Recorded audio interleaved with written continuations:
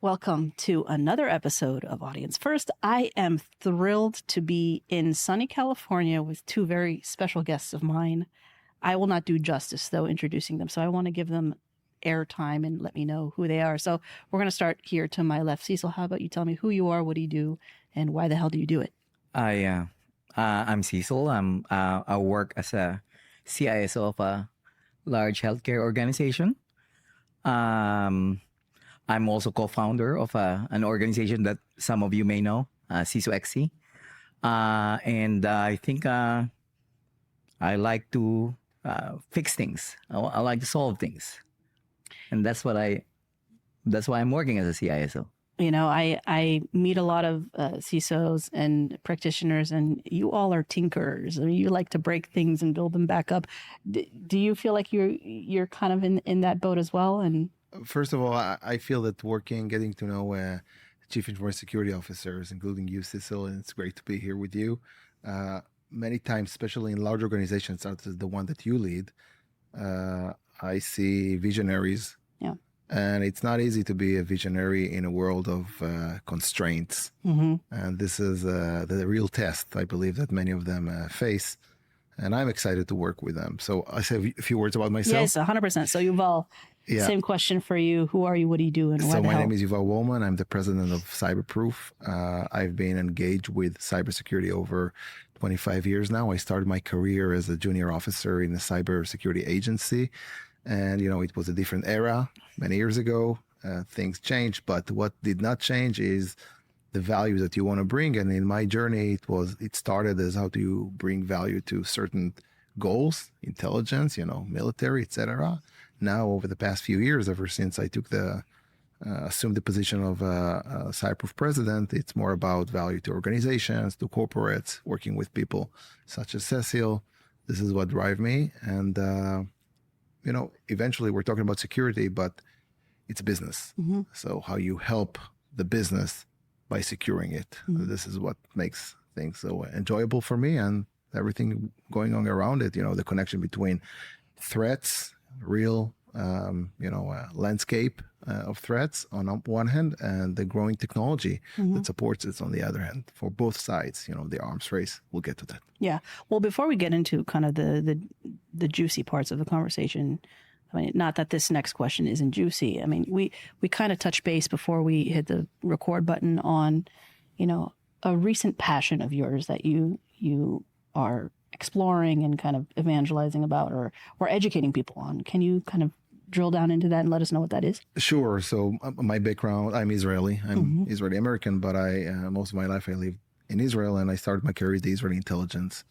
And something happened quite dramatic with Israeli intelligence and with Israel in general in October 7th and afterwards, of course. And I kept asking myself as a former officer, and I paid my reserve duty for decades after I finished my regular service, what happened to the Israeli intelligence and what does it mean, not only for me as Israeli, because my family and friends are back in the homeland, but also as a professional. What does it mean? What lessons can I take to my day-to-day life and, converse with friends and colleagues? And I think that there are a few lessons that I investigate, I research, and I'm happy to talk about that if we have the time later. But the main message that I got, the main lesson is, and it's quite standard. I don't think I'm going to make any surprises, but the fact that it is rooted in such a dramatic and tragic events in a place that I grew up in professionally makes it, shocking. And this is keep focusing on having the right vision. When you look at the Israeli intelligence on October 7th and you go a few years or maybe even a decade back, you see that the vision shifted, and that shift caused the tragic events of October 7th. So maybe we can develop that as well. Yeah, I mean, vision, a security vision is, a lot, I feel like it's a lot more difficult to ingrain in not just a country, but also an organization. I mean, I see you're itching there to maybe say something, Cecil, but do you have any kind of color commentary on vision versus tactics? Is that, am I getting that right? Yeah. Well, I think it all starts with a vision. And if you in my job, and I always have a lot of the things I have to do needs to align to our vision, not just to the security vision, but also the corporate vision. And what happens sometimes, you get too much signals, too much noise, you get lost in it. And I think that's where leadership comes into play, where someone needs to keep directing you to the right path. And I think when you get lost to that in that noise, it's easy. It's easy to get lost. At the job that I do every day, I have to make sure that all these tactical things I'm doing must align to those vision. And it's not hard. I can easily go to any rabbit hole every day. Yeah. And distraction is a big problem because cybersecurity is so dynamic. It changes every minute. 1 minute you're headed here, and then you get distracted by another more important things. And sometimes, we're only humans. We're not computers. It's so easy to get away from your vision. So I would, if I may, Please. I would add that, chatting with you before we started, to set the vision and make sure as a leader that it is being followed up. Yeah. It's all along the journey of your organization. Earlier in your career, you just told us that you built something from scratch in one of the airports you've been setting up, one of the biggest in the States, I believe. So this is one kind of vision that it's different kind of challenges, but now when you're part of a mature organization, big company with large team that you have, it's a different kind of challenge, right? But it's the same problem of leading your team to the right place. And in your case, it's dual vision, the security vision, and this is what I find so fascinating working with Chief Information Security Officer, but the business vision of the company and how you connect. And you have more and more, I believe so, challenges in communicating with the C-suite because there is a lot of pressure on you. yeah. When you think of vision, right, and you also look back at your experience in the 20 plus years you've been security professionals, do you see that the landscape has changed at all? Yes, no, or? You start. Yes, I think that dramatically it has changed. I mean, threats and risks was always there from the dawn of history and warfare, whether it's cybersecurity or not. But what we've seen over the past 2 days, I mean, the landscape when I was a junior officer 25 years ago was totally different from what we're seeing today. The fact that technology emerged so fast with the revolution of AI, generative AI, the past few years, and obviously the threat landscape itself. You asked about that, right? So we're seeing things that were not there 20 years ago. The fraction between the various blocks, the war in Ukraine, the tension around Taiwan, the war in the Middle East, Iran, North Korea. I mean, these things, it's not constant. It's growing. It's growing fast. And there are implications, economic implications, geopolitical, but of course in the cybersecurity area. So definitely, I am seeing changes. Yeah. Back in 2006, I was given an opportunity to secure 60 of our web applications. I didn't have any background in application security, but I wanted to learn, and I was excited. And I see all these, once I implemented all our controls and monitoring tools, running the scans regularly, I was looking at all these alerts and I said, wow, we're getting hammered almost every day. And I thought to myself, I even told my CISO back then, things will get better. We're gonna defend our organizations, our applications much better every day. We're gonna increase our scans, increase our controls, increase our monitoring. 18 years later, I thought that was a really bad thing back then, and the problems are magnified by maybe 20, 30 times now. The consequences are bigger today. Financially, reputationally, organizations some of them are actually closing shops because get impacted. And in 2006, I thought things will get better because I thought the cybersecurity industry at that time are, no, we're gonna manage and contain this. It's not. We're maybe 3 steps behind. Wow. In some cases. Why do you think that we're so behind yet adversaries are so ahead? Is that a correct kind of assumption? I have a theory in this Okay. regard. Yeah. I'll be very short. I think that I'm not sure that the gap is that big, as you say, but it's not a symmetric arm race because the adversaries, and namely the areas in the the Eastern Hemisphere, we mentioned a few powers that are funding that directly. So in a way, most of those rogue groups are being directly funded, and state level knowledge is funneled to them. Mm-hmm. While if you look at companies such as mine and others in the industry, more on the defensive side, this is a longer process of extracting the knowledge from the state level capability. I'm talking now about companies mostly, which are, I think, one of the reasons we convene is to talk about how important infrastructure companies can be hit by cyber attacks. So these companies, they build their defense based on products and talent that has a lot of depth, but still the pace of the knowledge coming from the state level, agencies is slower at the defense than in the offense. So that's a model that I keep exploring. I ask myself, on top of that, how would the generative AI revolution impact this arms race? Right. Sorry, Cecil, you wanted to add to that? I want to just, it's difficult on the defensive side. We have to close all our doors and windows and everything. It's just too much work. Bad guys, they're targeted. Yeah. They're not going to invest a lot of money to target one.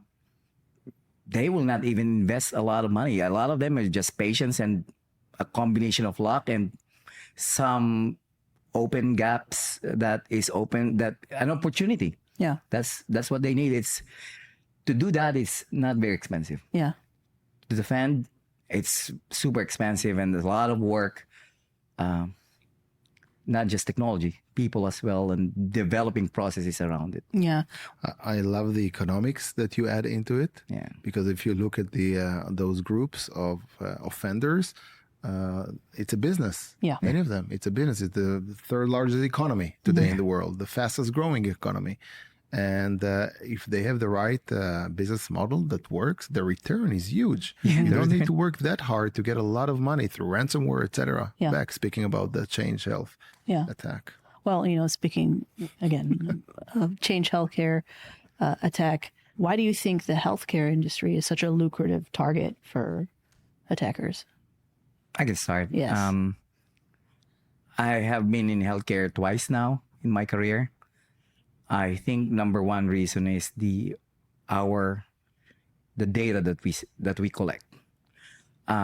If you're familiar with the ecosystem of the healthcare industry, it's almost unending connectivity and partnerships with different from the health systems, the EHRs, the payers, clearinghouses, transcription services, so biotech. It's most organizations, most healthcare systems may probably have at least 1,000 partners. Wow. And so the first is the amount of data. Second is the complexity. Yeah. Too many partners. There's a lot of opportunities. And I think going back to the first one about the dependence on technology, we have very limited ability to operate without technology. So if I got a ransomware and if you're not ready to recover quickly, the tendency is, hey, we need to get back in a few days. So what's the easiest? Maybe pay. Yeah. I would like to add, I think it's a great point. You started with the data, how sensitive is the data and the exposure because of the complexity of the system, the healthcare system. It's also a critical infrastructure. Yeah. A society cannot function with this fundamental service. It's a help, And if you can threaten it and pause it and disrupt it, you gain a lot of value as an attacker. And this is exactly what we've seen, not only on the Change Health, but even before the UK a few years ago. I mean, such a vulnerable space can yield such a high return for the attackers. Yeah. Can you take me through? I want to add something. Yeah, let's do it. I'm going to steal this from a good friend of mine. He's a CISO of one of our clients. And he said, historically also, you know this, healthcare organizations were kind of a little bit late into this cybersecurity game. The finance industry came first, and healthcare is catching up. So he told me, Michael Levinson, his name is, majority of healthcare organizations were using some, were kind of delayed in the implementation of the cutting edge technologies. Very briefly, from what I followed, the Black Cat group executed a 3-layer extortion ransomware. They came in early, stayed around, started to extract the data, and open the business shop of ransomware. And I think what's so interesting about the way they did it is the impact. It shut down significant chunks of the U.S. healthcare system, because Change Healthcare is embedded in many organizations. Speaking of all the partners, 40% of the clearinghouses go through them. It's unbelievable, the impact. Wow. So you have a very strong position in the negotiations. But it's not only that, because from what we've seen, parts of the ransomware was paid. But it did not end the affair. Yeah. Some of the data was probably moved away to another group. Affiliates. Exactly. And you had a second round. So this ongoing ransomware attack that Black Cat initiated, I think it's the most up-to-date form of threat that organizations, not only in healthcare, any vulnerable industry, are facing. So it's a lot about how they did it and how you adjust your defenses and processes accordingly. A lot of health organizations, providers were affected. Yeah. We're starting to realize that it was one of many single point of failures. And I think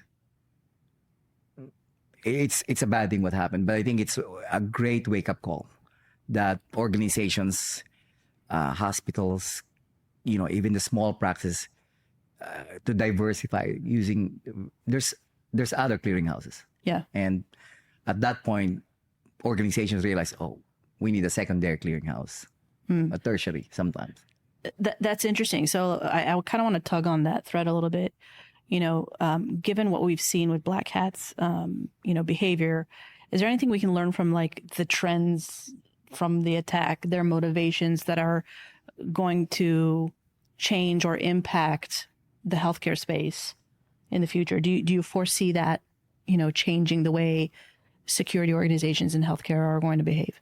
I think, and I think the government is leading the way. We're long overdue for something like PCI for the credit card industry. I think we need something like to help us secure health organizations. I believe we need something stronger than HIPAA. But we all know that's going to happen eventually. It's just many of us are prepared. The problem is all of these threats, as we discussed earlier, it's dynamic, it's ever changing. Yeah. And as an example, this group, it's not just a single party. Yeah. It's a group of affiliates working together. And this collaboration makes them much more scarier. And that's why one of the reasons I helped build CISO XC is we could help build collaboration in the, for the good guys. 100%. Cecil, you touched a very important point about some government ownership, how you can provide an envelope of support to the industry, how it can work further, enhance it with large companies, exchange data, exchange intelligence and threats. So these shifts, we've seen that the past few years. I think it started with the war in Ukraine, but I think what happened with Change Health and other events will constitute a more enhanced approach coming from the government. The generative AI revolution brings more involvement into that. And we're seeing how the White House and also regulators in Europe are trying to put policies and controls and sharing data. And that will be part of the revolution, seeing the support coming from bigger, government affiliated agencies to support companies and other agencies. Could we touch a little bit on the clearinghouses? You mentioned clearinghouses, and I want to understand that a little bit more. So how can an attack on a clearinghouse impact the sector as a whole? Oh, they perform, we process claims there. How is it interconnected? Like what?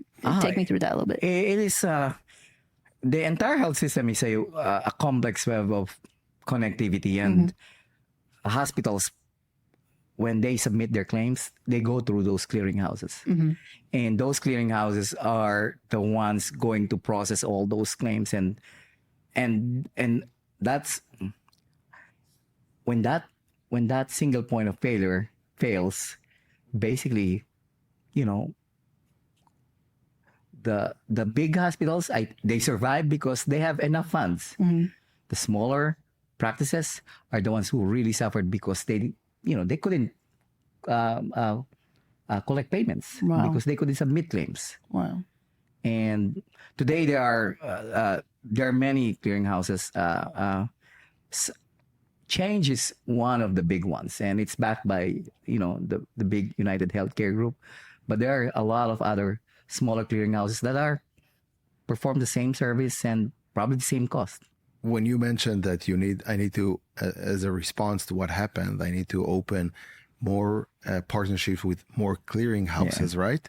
I think it's a business reaction because we're talking about business risk first and foremost. And we're here to serve the business, right? So when you try to assess how do I prepare myself for the next attack that will come, you are always exposed to a certain degree. It's a risk management play. You need to ask yourself, what do I want to protect? Once you understand what do I want to protect, you can make decisions. I'm going to further partners to mitigate the risk. I'm trying to contain the attack, so I would cut my losses. Isolate the assets that were damaged or stolen. These kind of processes and methodologies, it's even before technology. We're speaking about the technology revolution and all the products that you need to buy and adjust and design. Even before that, how you execute a good control process in organizations, working with the C-suite, educating the C-suite. All these, I think it was a great wake-up call in a way that I'm seeing making a change already. Anything that you want to add, Cecil, like from an anecdote or experience perspective? And I imagine this somewhat impacted you. I mean, when we spoke, you were like, I didn't sleep. So first of all, how are you doing? I'm doing well. It's been several weeks of long hours, but I wish I could share more, but I can. There are a lot of organizations. I don't know if you've seen the 2023 numbers, like 58 ransomware in healthcare every month. Wow. And, that's only those who have made notifications to the OCR. And I have a lot of friends, and from time to time I get a phone call and, hey, we're going through this. A lot of them very isolated, nothing as big as change, but it's a very difficult role for not just a CISO, but for an organization, because the impact is organization-wide. And I know friends who have not slept for maybe 3-4 days because they were addressing many of these events, and it's difficult because you mentioned earlier, we are in the business of providing care, and when you provide care, you don't pick a date. Patients are coming in and in droves, and you need to provide care. and it's very difficult for us because we're trying to balance availability, operations, and our cybersecurity controls. When things happen like this, you feel like you're gonna start writing a resume or something, Oh, or man. start calling. It's difficult but 100% of the people in my role, I know when things happen, we go head on and address it. No matter what, we work hard to contain it and recover. Yeah. And it's not easy. It's Yeah. not easy. Yeah. What I and I don't envy you, Cecil, in these kind of situations, because through the mitigation process, which is super hectic, you also need to communicate all the time. You need to be cool and open and transparent and communicate. But even when you communicate, you need to be very careful. Yeah. Public companies now are committed to the SEC new regulations, and I think your company is part of that as well, right? So this is a law, a regulation that is being shaped as we speak because it has not been tested enough in courts to design the new ruling in a way. What is material damage? When do you report it, etc.? So you have so many dimensions of stress. So I guess you have not slept too long back then. And that's the hard part, is balancing what you could communicate and what you can't communicate. It's very difficult because you talk to the lawyers, the less is better, but at the same time, when you talk to technical people, when you don't provide context and details, it's so hard to recover because you're not providing additional information. So it is really a balancing act. And I don't think anyone I know are experts in that field. It's the landscape's changing. It's a lot of legal component. So it is a very struggle. And that's why I always make sure that when something is happening, my first call should always be the chief legal officer. So take me through. I want to kind of get a little bit prescriptive here on mitigation strategies for, managing the business risk. Okay, we've experienced an incident like this, large one. Can you take me through some steps, practical steps, pragmatic steps that someone sitting in your seat and also in your seat can take to potentially, mitigate that risk? Well, I don't think we have all day. I know, right? But I'll make it short. But I think number one is speed. Why speed? Speed in everything. Speed in the investigation. Speed in communication. When you're in the at the start of this, every second counts. And the longer that you are sitting on it, it's almost too late. And I think this is where your incident response plan kicks off. And the more you test it, the more you practice it, I think it will help you. It is almost like when at that point you start going through your emotions of all, these are the people I need to talk to at the business side, legal side. And then there's also the technical side because you have to talk to each one of them. Then you need to talk to your insurers. You need to talk to just a lot of the public relations and other things. They come late. But the first hour, somehow people think that the first hour is probably quick. It's not. The first hour feels really slow because there's a lot of things you have to go, each one of them. You miss one, it's somehow there's a ripple effect when you miss one step. So you gotta practice. And that's why most organizations, most CISOs, then whenever they ask me, how frequent do we need to test it? I said, if you can test it 10 times a year, you should. Yeah. Again, it's not possible, but more as often as possible. When you look at the steps that you're taking, and we at CyberProof, we work very closely with CISOs, Chief Information Security Officers, when it happens. Obviously, this is part of our assignment. But it's also, and I think you're related to that, Cecil, what you do before. Yeah. How do you prepare your organization? Not only the security, you have experts in your team, you groomed them, you recruited them, but you did not recruit chief legal officer, chief financial officer, the CEO, the board members. But you still own their preparedness for that, right? So how do you put a culture in the organization, in the leadership, including the board? That is a big challenge that needs to be addressed in advance. And then once you address that over time, then you have the playbooks, and it's easier to follow with them, those playbooks. It will happen. It's just a matter of time. And I think after that, after preparedness is, if it will happen, I think the recovery is where you need to perfect your steps, the cadence, the people, the technology, the process behind it. It will dictate how fast you could go back in operations. Go for it. Last point from my end, working with teams such as Cecil's, it's also the value that I believe in is also bringing intelligence. Speaking of intelligence, the intelligent threat hunting, things that are relevant right now, things that you can find out as clues before, retroactively, if you didn't catch it before. But now, what are the next steps? Where is the data? This kind of an envelope support is very relevant to organizations such as Cecil's. Can you take me through how you actually, you mentioned, well, there's what happens when, pardon my French, but shit hits the fan, right? And then there's what happens before that you need prep. Can you tell me how CyberProof has helped prepare prior to any potential incidents like this? So there are very clear methodologies on how a board and C-suite should work when something like that happens. How do you collect the data?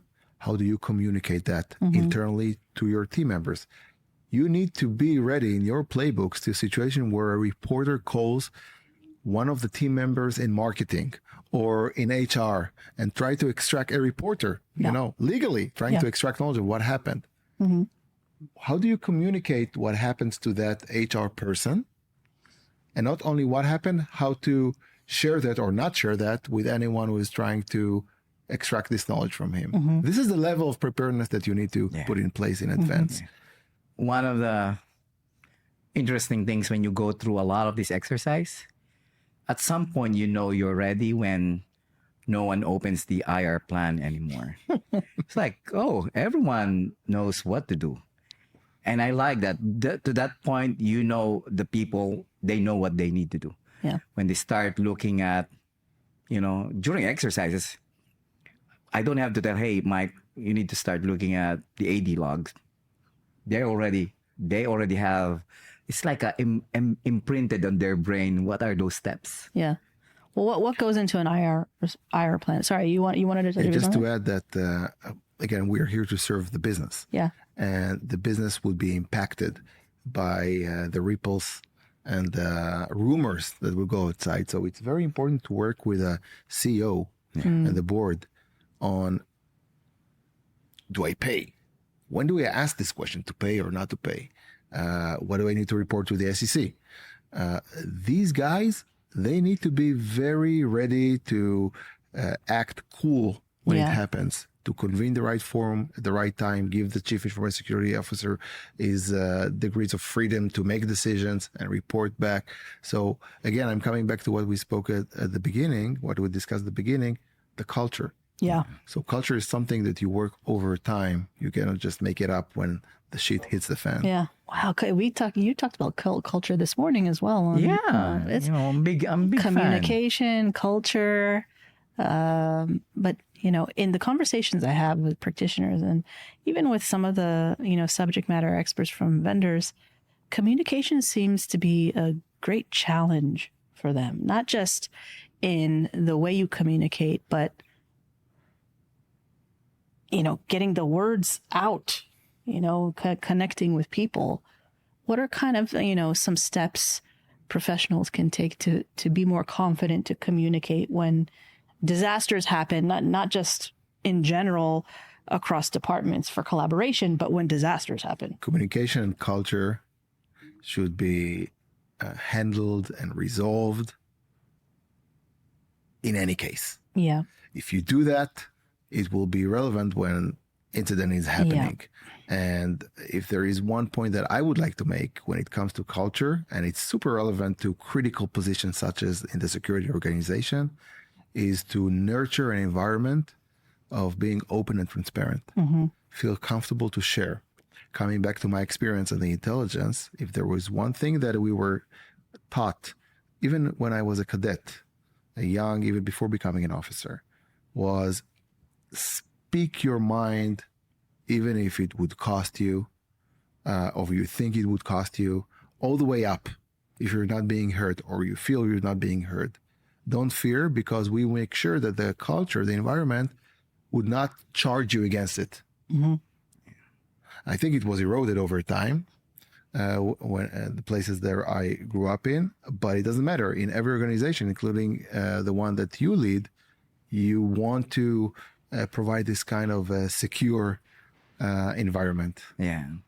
I think it's really important that people should not feel that they can speak their mind. Yeah. Because especially in incidents, you leave one aspect, you don't even realize it could lead to other, impact. So it's important that folks not just in my security team, but outside the security team, that we need to, when they see something different and it might, for example, I did not fix this last week, instead of hiding it, you make it worse.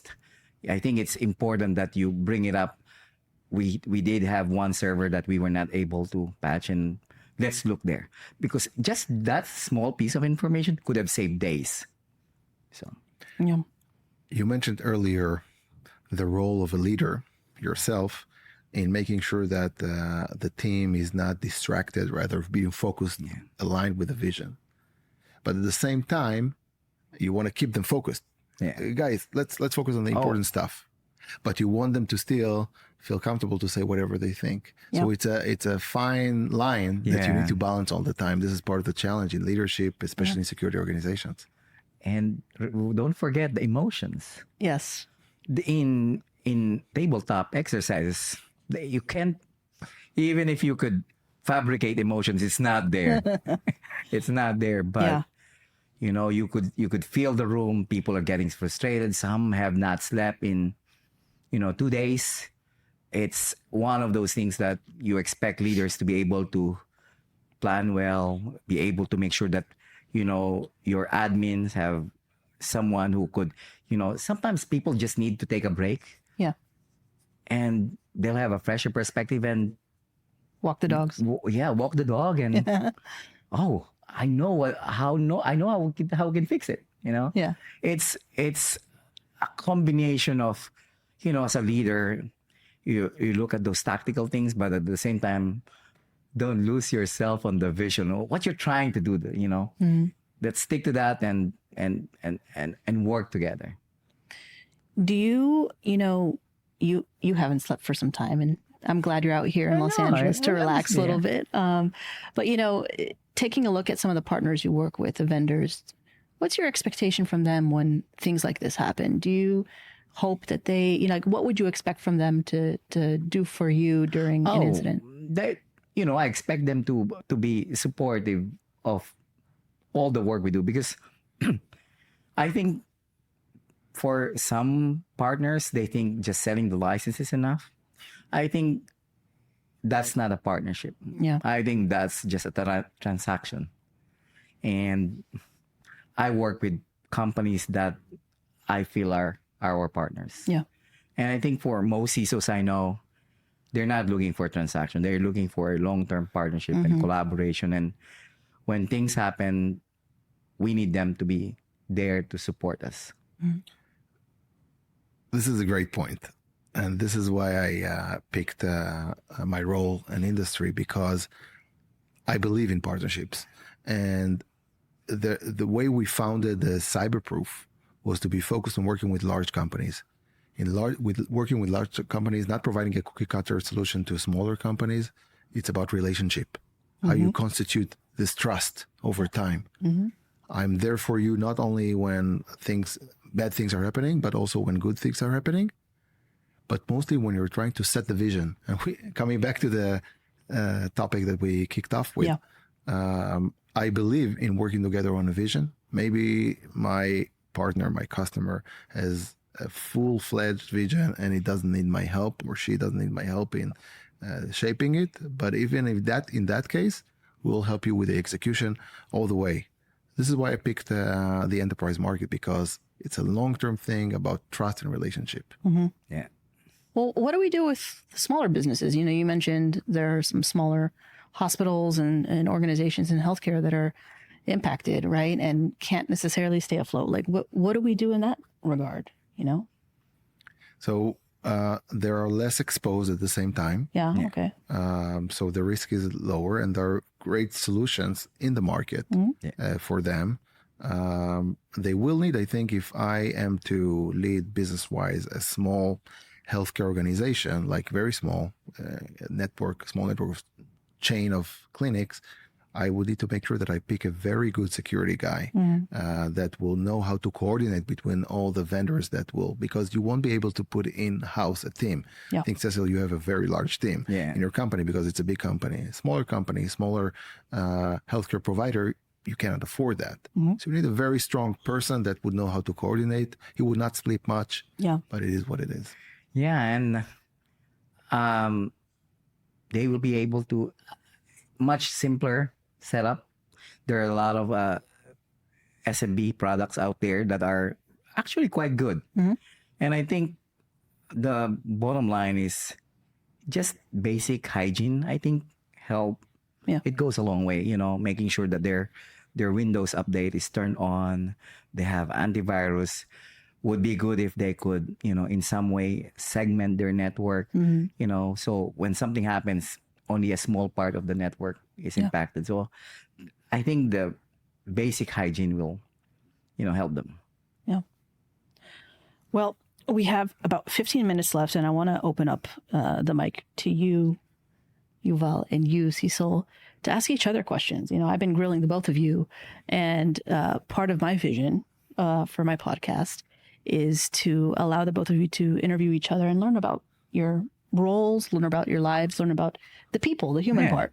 So by all means, if there's anything that you want to ask each other, you know, now is the great time to do that. I can start asking you, Val, what do you do when you're not being the president of a cybersecurity company?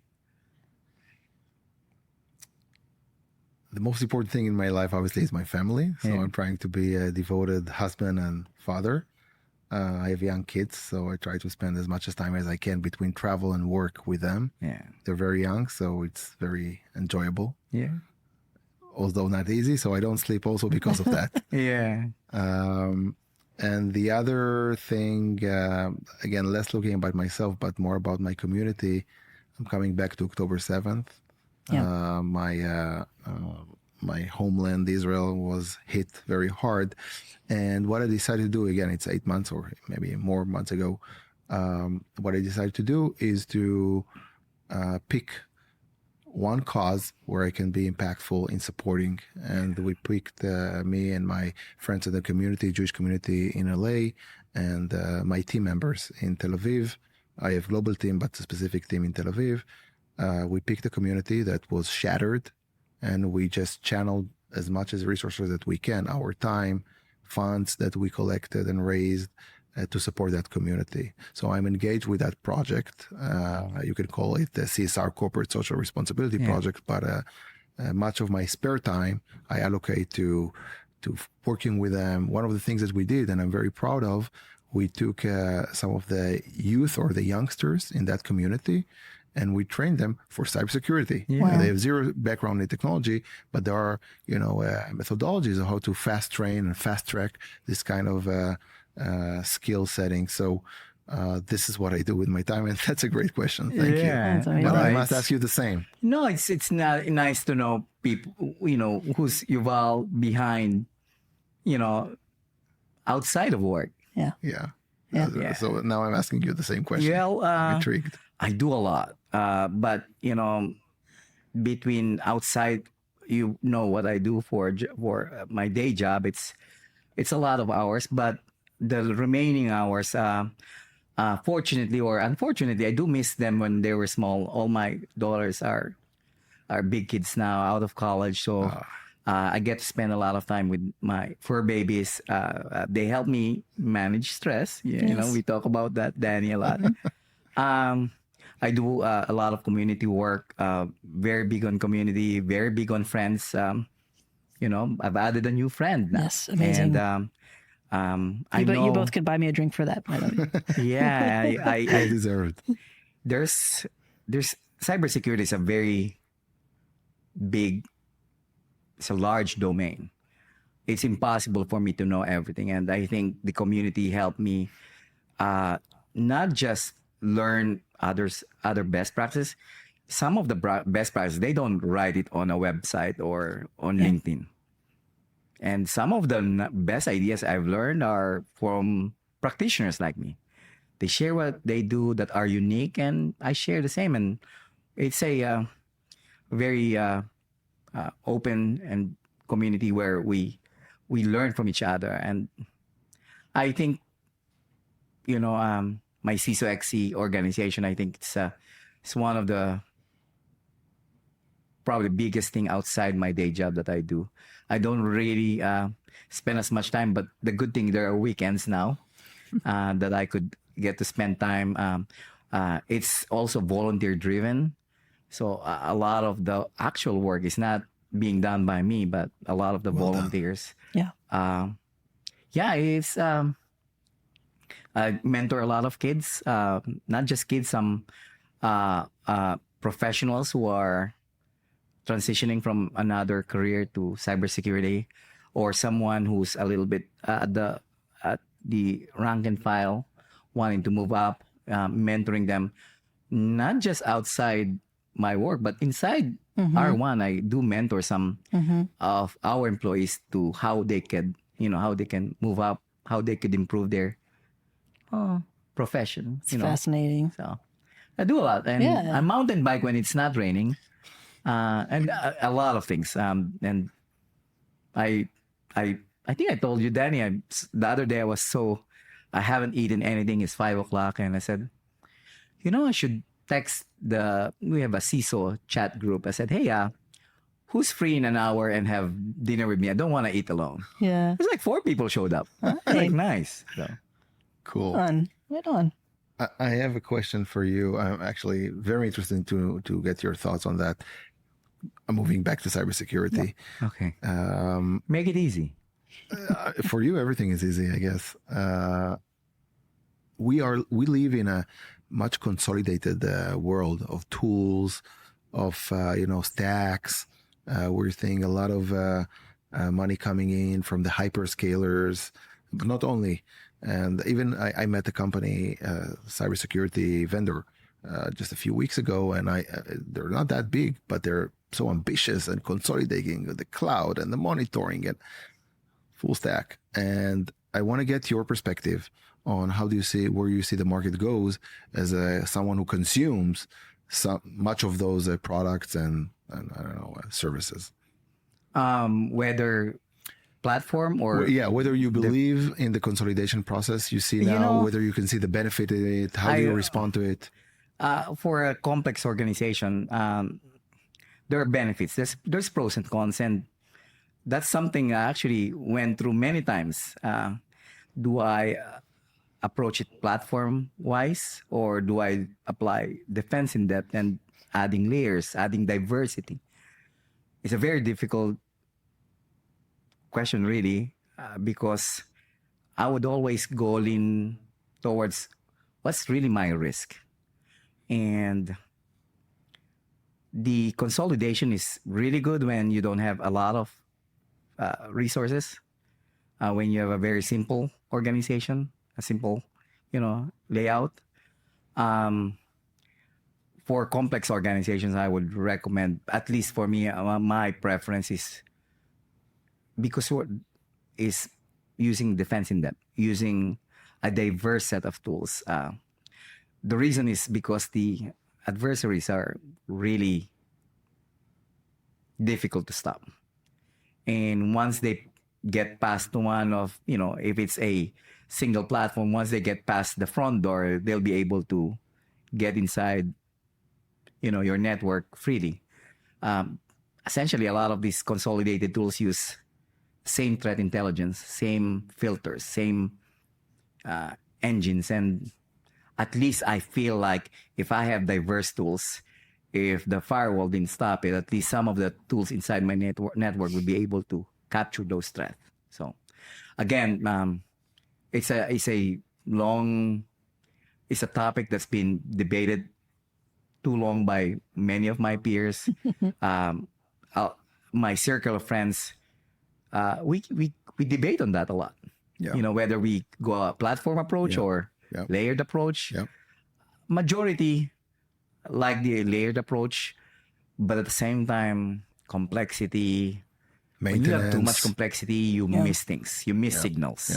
Yeah. When you have too many data sources, too many tools, too many alerts getting into you, you're bound to miss something. So it's really balancing it. If you have enough people and what to call these tools that consolidate alerts and minimize the noise. Yep. I think you should go for the layered approach. Yeah. I think so I agree with your analysis. It also depends on the resources that you have. Yeah. How to face those, let's say, two options. Yeah. To go one stack or layered. It's also about if you do pick. What I see in the market is more and more, because of the huge investment coming in from the hyperscalers that I mentioned earlier, it is more appealing now to go to the platform unified approach that you say. However, if you do pick the other one, you need to make sure that you have enough resources to maintain it, to design it, to engineer it. Mm-hmm. It's not easy. It's a big task. Now I see organizations that do it successfully, but it's a big risk that they not always assess correctly. I met a customer just less than a week ago, thinking, I'm going to do the layer approach, as you call it. Hold on, you have only 4 people in your team. You cannot really afford it because the cost is not visible to you yet. What are the assessment steps for the best way to assess? It's a lot. You have to take into account so many elements. The environment, your technology that you're running in your company, your threat exposure. You need to know you need to know your assets. So there's so many aspects in your organization. In the tool itself, you have to make sure they can scale, they can interoperate. Everyone says, "Oh, we work with Palo Altos, we work with all CrowdStrike." Just a syslog. That's it. It's not exactly like, working hand. It's beyond the marketing. I think go talk to a reference customer. I think it's one of the things that we value at CISO XC is we are, hey, how good is product X? Someone asked yesterday, how good is this company? It's like 25 people said, mostly good and some with some not so good experience. So I think getting the peers, CISO's input is really valuable. Yeah, the community is very powerful. Yeah. Especially if you design it as you did, which is very impressive, the community that you built. But I know that it cuts both ways. If you're doing, me as a vendor, if I'm doing something well, most likely I'll be referenced to more friends. But if I mess up, I need to be very calculated in how I contain it, manage it, explain it, because my reputation is almost everything that I have. 100%. I think it's my turn to ask Yuval. Oh, God. Well, I have many friends. A lot of my CISO friends will be, once you finish the production, even though I hate my voice and I'm not made for TV, I'm going to share it to my friends. And it's probably at least 100, 200 CISOs who's going to probably watch this. And what do you do? Why would they want to visit your website and even, get a demo? what is it? I'm pretty sure you're biased, but give us your My objective. pitch. Yeah, you give us your The cyberproof pitch. spiel. Let's Yeah. So if I couldn't convey my message indirectly through the conversation about Yeah. what I believe I should do, I will try to narrow it down, reduce it to a couple of sentences. CyberProof would be considered as an enterprise MDR, managed detection and response company. This is what we do. But what differentiates us, our focus in the enterprise market is because we want to build a long-term relationship in driving a vision to the company. What does it mean? We come early to design the architecture, to think together what is best. And we do it very well in a cloud migrating environments. So we have long-standing partnership with Microsoft over the past 5 to 6 years when they just started their journey. Now they're, I believe, the best tech in the world. But Google as well. We just signed off in the RSA conference that we spoke about earlier. We announced our partnership with them. So we do believe in cloud migration, cloud transformation. We've developed tools, technology, and capabilities and talent around it. Yeah. And what we do very well today is working with large enterprises in this process, in this transformation process. And I believe that we're good at that because it excites us. And I'm excited by relationship more than anything else, working with people such as yourself, but also to face the problems together and solve it, if possible, together. I think my takeaway there is I felt the passion there, which is really an important factor when we're looking for partners. A lot of my friends are looking for people who are leaders who are dedicated and passionate about their product and solutions. Thank you. Yeah. Amazing. Well, we have 5 minutes left. I want to ask any last imparting thoughts to our audience today, given what we talked about, or something top of mind?